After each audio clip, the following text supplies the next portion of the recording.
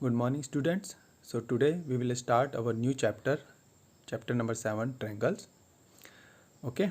So student, you have studied about triangles and their various properties in your earlier classes.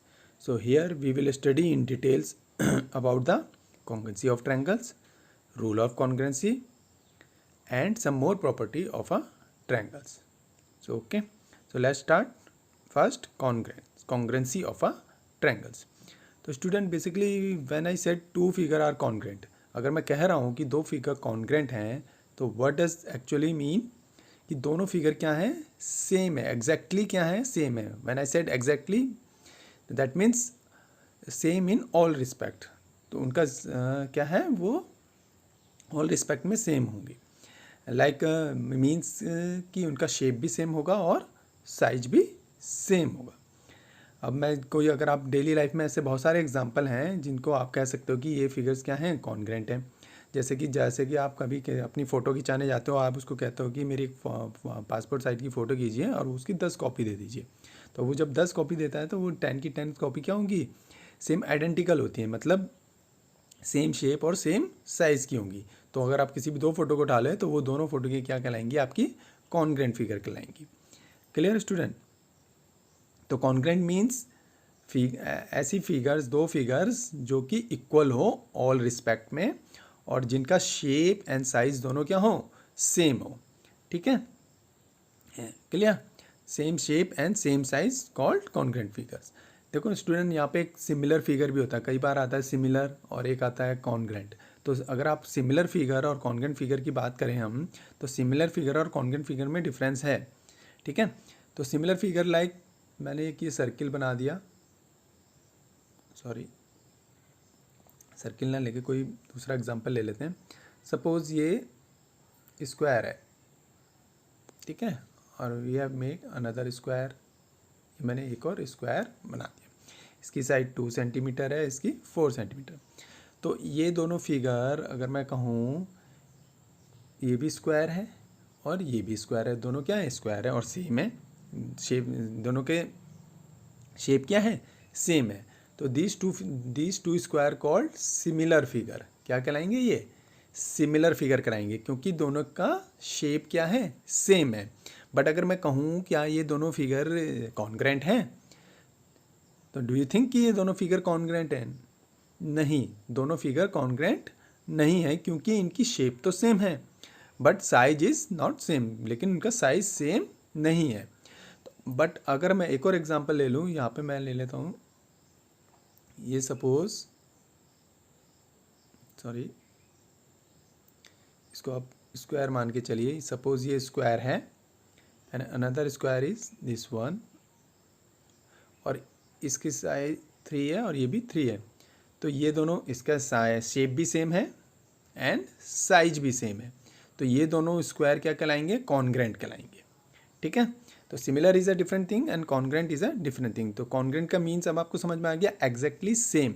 दोनों figure क्या होनी चाहिए, exactly same होनी चाहिए. और जब सेम होने की बात होगी तो उनका शेप भी सेम होना चाहिए और साइज भी सेम होना चाहिए. और कैसे आप चेक कर सकते हैं कि दो फिगर कॉन्ग्रेंट हैं, अगर आपको रूल अभी नहीं मालूम है, लेकिन आप कैसे फिजिकली देख के कैसे चेक कर सकते हैं कि दोनों फिगर हैं?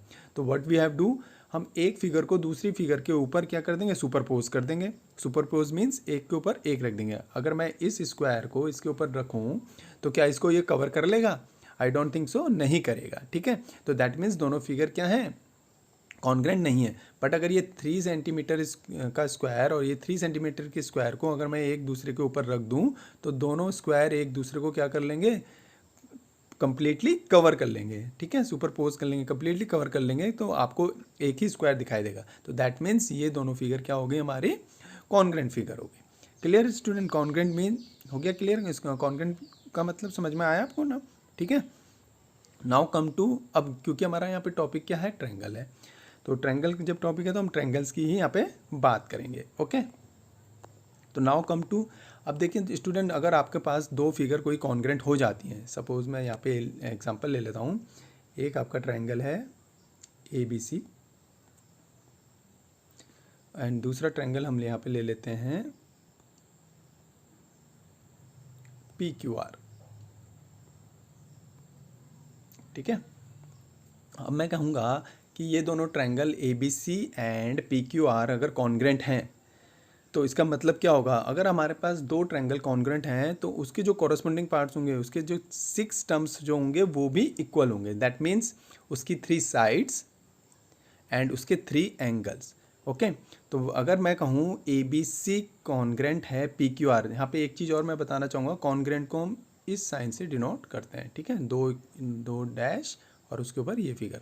तो अगर मैं यहाँ पे कहूँ A B C congruent P Q R, A B C congruent P Q R, ठीक है, अगर मैं कहूँ ये ए बी सी कॉन्ग्रेंट है पी क्यू आर, तो दैट मीन्स क्या होगा, इसके जो कॉरस्पॉन्डिंग पार्ट्स होंगे, कॉरस्पॉन्डिंग पार्ट्स कौन कौन से हैं इसकी 3 साइड्स एंड 3 एंगल्स। तो that means A B equal to P Q, B C equal to Q R and A C equal to P are.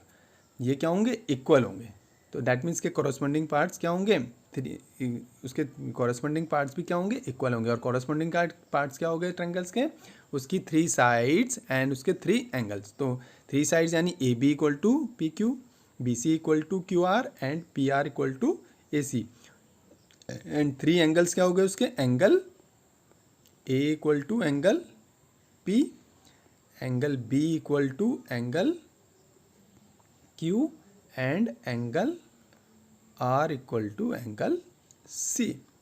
Okay student, तो इफ़ टू फिगर्स आर, या मैं कहूँ if two triangles are congruent, that means its 3 sides are equal and its 3 angles are also equal. इनको हम क्या कहते हैं, उसके corresponding parts of a corresponding triangles.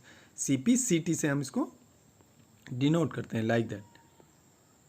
यहाँ पे हमारे इसको हम क्या कहते हैं, C P C T, that means congruent triangles corresponding parts, ठीक है, या corresponding parts of a congruent triangle, ठीक है। तो अगर आपके दो ट्रायंगल्स क्या हैं, कॉन्ग्रेंट हैं, तो दैट मीन्स क्या होगा, उसके कॉरस्पॉन्डिंग पार्ट्स इक्वल होंगे। जहाँ पे एक चीज़ और मैं बहुत इंपॉर्टेंट बता देता हूँ आपको, यहाँ पे बात हो रही है कॉरस्पॉन्डिंग पार्ट्स और कॉरस्पॉन्डिंग एंगल्स की।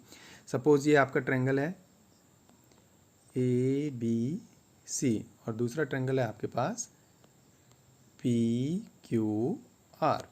तो स्टूडेंट, जब मैं कह रहा हूँ अगर ये ए बी सी कॉन्ग्रेंट है पी क्यू आर के, तो इसके कॉरस्पॉन्डिंग पार्ट्स मीन्स, अगर कॉरस्पॉन्डिंग पार्ट्स ए बी का कॉरस्पॉन्डिंग पार्ट्स क्या होगा, पी क्यू होगा, यानी A B equal to P Q. B C का कॉरस्पॉन्डिंग पार्ट क्या है यहाँ पे, Q R, and A C का कॉरस्पॉन्डिंग पार्ट्स क्या है यहाँ पे, पी आर। ऐसे ही कॉरस्पॉन्डिंग एंगल्स क्या हुआ, angle A equal to angle P, ठीक है, angle A equal to angle P, angle B equal to angle Q and angle C equal to angle R. यहाँ पे ये बहुत इंपॉर्टेंट है कि उसके कॉरस्पॉन्डिंग पार्ट्स ऑफ द, ये नहीं कि कोई सा भी पार्ट किसी के भी इक्वल हो जाए, ठीक है। तो अब नेक्स्ट वीडियो में हम देखेंगे इसके कुछ प्रॉपर्टीज़, क्राइटेरिया और प्रॉपर्टी कर रहा हूँ, इसके कुछ criteria of congruency of a triangle. कि ज़रूरी नहीं है, देखिए कि अब हमने कह दिया कि 6 पार्ट हैं, जब दो ट्रायंगल्स को कॉन्ग्रुएंट प्रूव करने के लिए ज़रूरी नहीं है हमें उसके 6 के 6 पार्ट ही इक्वल प्रूव करने हैं, या उसके 3 साइड्स और 3 एंगल्स सारे के सारे प्रूव करने हैं। कुछ क्राइटेरिया हैं कि उसमें से एक या दो साइड इक्वल हो जाए या एक एंगल इक्वल हो जाए तो पूरा का पूरा ट्रायंगल क्या हो जाएगा, कॉन्ग्रुएंट हो जाएंगे, दोनों फिगर्स क्या हो जाएंगी, कॉन्ग्रुएंट हो जाएगी। तो हर बार हमें 6 पार्ट्स और 6 एंगल्स इक्वल करने की ज़रूरत नहीं है कि कुछ साइड्स या कुछ एंगल लेके भी हम कॉन्ग्रुएंट को प्रूव कर सकते हैं। तो वो हम देखेंगे नेक्स्ट वीडियो में। Okay, thank you.